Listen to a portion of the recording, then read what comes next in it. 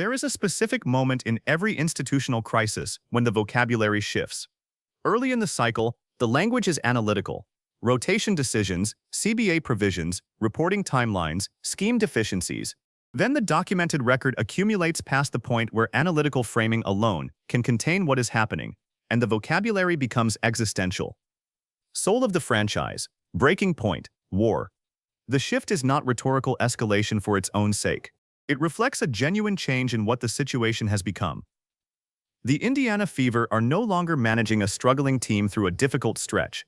They are managing the active deterioration of the most significant player-franchise relationship in the league's history, in real time, on national television, with every stakeholder audience watching the same footage simultaneously. Welcome back. This is WNBA Pro. And today, we are conducting the analysis that this specific moment in the Indiana Fever's institutional trajectory requires. Precise, evidence-grounded, and clear-eyed about what the convergence of this week's documented events actually means for the franchise's trajectory. We are examining what Cheryl Miller's ESPN commentary communicates at the institutional level. What the sideline footage from the Portland game documents beyond the individual incident, what the roster construction critique reveals about the front office's fundamental understanding of the asset they were given, and what the hashtag trending data reflects about the accountability timeline the ownership group is now operating inside. Shifting our attention to Indiana, after starting the season 4-2, the Fever have lost 2 in a row, and they're coming off a 16-point loss to the Fire yesterday. Cheryl, from what you're seeing, what's happening in Indianapolis? Right now, it's frustration, and unfortunately, it's boiling over, and it's being seen. It's one thing to have it behind closed doors, but when it spills over and when the coach has to basically say, hey, you know what, Caitlin, enough is enough. This is too disruptive. In and out, take a seat. What do you think? I agree. I think it's frustration. I'm not like the best lip reader, but I feel like Stephanie White did say defense a couple times. And Caitlin Clark was in foul trouble this game, and obviously we know how things are being called. So I think it is a lot of frustration, but it's also like not that crazy. This isn't the first time we've seen this. It doesn't have some deeper meaning to it. I've had moments like that with coaches. I think it speaks to relationships. Player-coach relationships, like shout out Brian Agler. You could say anything to that man, and you could keep it moving. And then I had other coaches where maybe you couldn't, and you have to learn each other in that way. But you knew the line. But you knew the line when it becomes disruptive, and then when and that's when even Kelsey Mitchell kind of chimed in and said like, you need to go stand over here and let us just regain the calm in our huddle. When it becomes that disruptive to the entire team, somebody has to step in. Well, that's my question for both of you, because you've played on teams where there are high expectations. You know what that pressure can be like. Are these moments actually impacting their ability to win games? That's the question. Is there more to this? Because at the end of the day, if you're winning, no one even blinks at that conversation in the huddle. But that's not what happened. So I think in this game, it did. I think they got off to a great start if you hadn't watched. They then faced a Portland team that when you give them any kind of confidence, they get rolling. They get rolling, it's really hard to keep up. And in the midst of this was foul trouble, was I think a disconnectedness amongst the team. And then it ended up, the frustrations boiling over, ended up having them lose this game on the road in the ways in which they did. And everyone's talking about Indiana and their defense or lack of. And all the fingers are being pointed towards Caitlin Clark. And look, if I'm Caitlin, everyone this season is going to, come with straight at her because they want to see if she's physically able to to keep up. She is, but now people are turning the corner on her, saying that she, we can get past her, we can score on her. So now, like I said, if I'm Caitlin Clark, I'm going to take this personally and do something about it. Yeah, what does need to happen in Indy for them to get back on track? Oh, specific to what we're talking about with Caitlin and kind of getting ISO'd. That's been me. I've experienced this. I'll tell you exactly what I did. I learned every single tendency of every single player I was going to be guarding, because everyone has one thing they don't want to do, and you got to make them do that thing. Cheryl Miller's decision to speak publicly represents a specific kind of institutional signal that the Indiana Fever ownership cannot responsibly interpret as routine media commentary. Miller's credibility in this sport is not contingent on any current organizational relationship. She has nothing to protect professionally by speaking, and something to lose reputationally if the characterization she offered turns out to be inaccurate or overstated. Public figures of her institutional standing do not create unnecessary organizational friction without a threshold of internal conviction that the situation warrants it. What her commentary communicates is that the consensus forming among the people who know this sport most deeply, former players, former coaches, current analysts with direct competitive experience, has now reached a level of clarity and shared direction that makes public expression of it the professionally appropriate response, rather than continued diplomatic silence. That consensus did not form this week. It formed across the full documented arc of this season. Miller's ESPN appearance is its public expression, not its origin. Sue Bird's engagement with the same conversation in the same week extends that consensus into a second domain of institutional credibility. Two figures of that standing, speaking publicly about the same organizational situation within days of each other, represent a qualitative shift in the nature of the scrutiny this franchise is under. It is no longer being evaluated by analysts and fan accounts. It is being evaluated by the people whose opinions the league's leadership, its broadcast partners, and its corporate sponsors treat as authoritative. We know, CC, we got you. Caitlin, you obviously had 5 fouls in that your second half. How does that affect? Yeah, I mean, it's hard when you foul, and I just need to do a better job of being straight up, keep the defender in front of me, and also if they're gonna hunt ISOs, just move my feet a little bit better. And yeah, definitely some tough ones, but that's just basketball. It's just a game. Now, this is Caitlin taking responsibility for what she did. The sideline footage from the Portland game, White's visible emotional state, the physical proximity, the clipboard, the sustained confrontation, is now the central visual document of this season's organizational story. Its significance is not confined to the specific incident it captures. It is the visual crystallization of a pattern that the preceding weeks of documentation had established analytically, but had not produced in a single, broadcast-quality image until Portland. The analytical record established that something was structurally wrong with the coaching staff's management of Clark long before this footage existed. The reporting violations, the contradictory press conference statements, the rotation decisions that produced the documented 13-2 runs, the prior sideline physical interaction, all of it was in the record. What the Portland footage does is make that record legible to audiences who had not been tracking the analytical documentation, in a format, broadcast footage with emotional intensity, that does not require prior analytical engagement to interpret. The consequence is that the audience for the accountability conversation is now orders of magnitude larger than it was before that footage circulated. Every new viewer of that footage arrives at the same analytical conclusions that weeks of documentation had established, in seconds, without requiring any additional context. That is the specific dynamic that explains why this week's media environment looks different from every prior week's, despite the underlying documented facts having been available for weeks. 37 points from Portland in the third quarter. Just what broke down for you guys? 37 points. Nothing. I think they did a great job just hunting the sprays. They got a few open threes. Yeah, I think that's pretty much it. It was just some of those rotations. Yeah, rotations were a little bit slow, Yeah. and everything in every coverage that we really tried, and when we switched, they did a great job. I thought their competitive spirit was better than ours.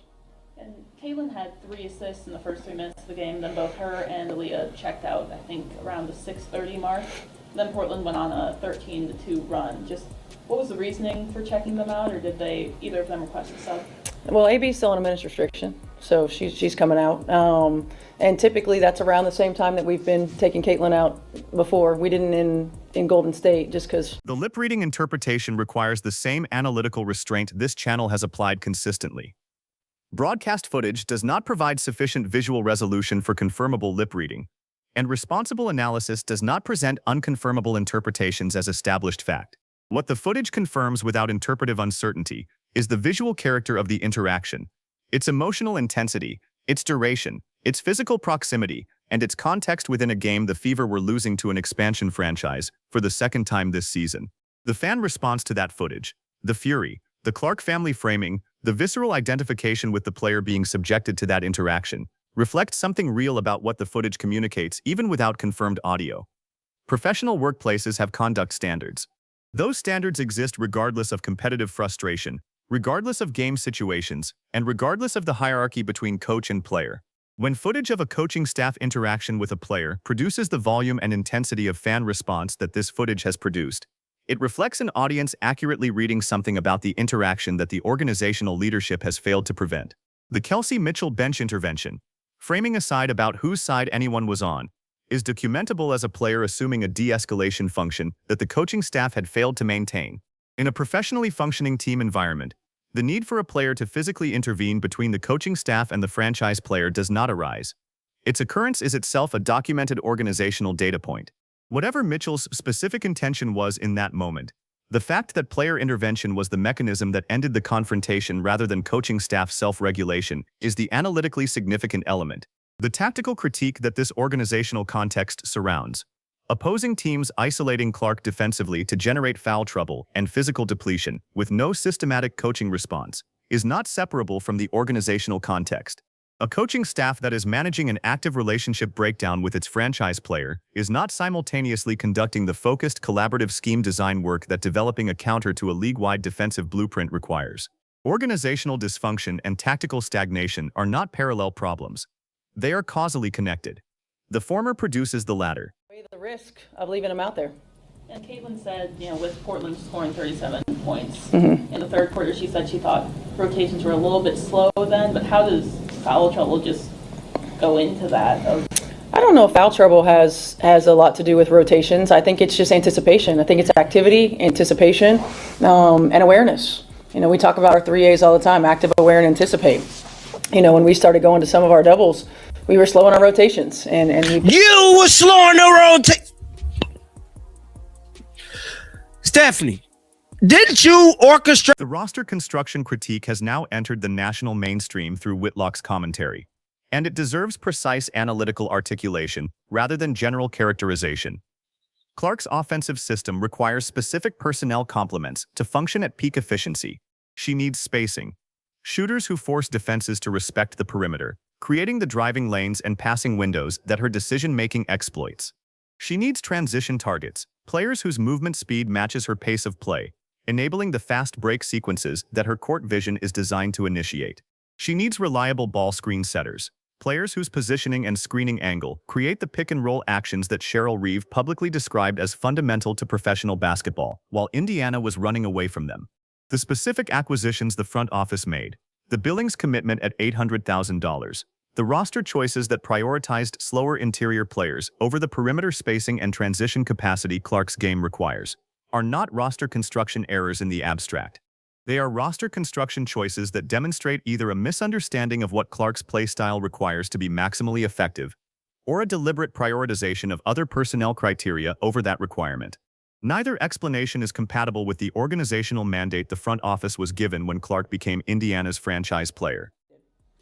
This is the second straight game you guys have started struggling from three-point range. I think Thursday you started 0-8 from 3, and then tonight it was 0-9 before Sophie made a three-pointer late in the second quarter. Just how can you get that going earlier if there's a way to do that? I don't think we've shot the three ball particularly well all season. I think it's just reps. The commercial reality requires stating with the directness its specificity warrants. Courtside tickets in Indianapolis are currently pricing at $2,000, $3,000 per seat. That price point is not being generated by the Indiana Fever's organizational management, its defensive scheme design, or its executive social media conduct. It is being generated by one variable: Caitlin Clark's presence on the floor and her ability to produce the kind of performance that justifies the attendance investment. Every organizational decision that degrades Clark's competitive environment, her physical condition, her rhythm, her institutional relationship with the coaching staff, her assessment of her own professional future in Indianapolis, is a decision that degrades the commercial asset those ticket prices are pricing against. The fans paying $2,000 for courtside seats are not purchasing access to a front office's managerial philosophy. They are purchasing access to Clark performing at the level her talent produces when the organizational conditions around her are designed for her success. The hashtag trending data is not a social media metric. It is a real-time commercial accountability signal from the consumer base whose financial commitment produces the revenue the organization depends on. 3 consecutive days of trending on the same accountability demand, at the volume this campaign has maintained, represents a consumer communication that has crossed from fan frustration into commercial pressure with measurable revenue implications. The breaking point framing. When does Clark decide the organizational environment is not correctable within her current contractual context is not speculative. It is a rational threshold analysis that any professional athlete in her position is conducting continuously. The inputs to that analysis are the documented events of this season, updated with each new week's evidence. The ownership group's ability to influence Clark's threshold analysis is not unlimited and is not permanent. It is a function of the organizational decisions they make and the timeline within which they make them. The soul of this franchise, The phrase that has moved from fan rhetoric into the mainstream characterization of what this situation is actually about is precisely defined by what happens in the next organizational decision the ownership group makes. Not the next game, not the next press conference, the next institutional decision that demonstrates whether the people responsible for this organization understand what they have been given and what they are in the process of losing. This is WNBA Pro. Subscribe now and activate notifications for the complete coverage of the organizational response and the Atlanta Dream game as they develop. Leave your analytically grounded assessment in the comments. Does the convergence of Miller and Bird's public commentary, the Portland footage, the roster construction critique, and 3 consecutive days of trending accountability pressure constitute the complete set of conditions that forces the ownership group's hand before Thursday? And is the commercial damage from continued organizational inaction now measurably larger than the reputational cost of acknowledging that the current coaching structure has failed? Every informed perspective in that comment section matters. We will see you when the decision comes.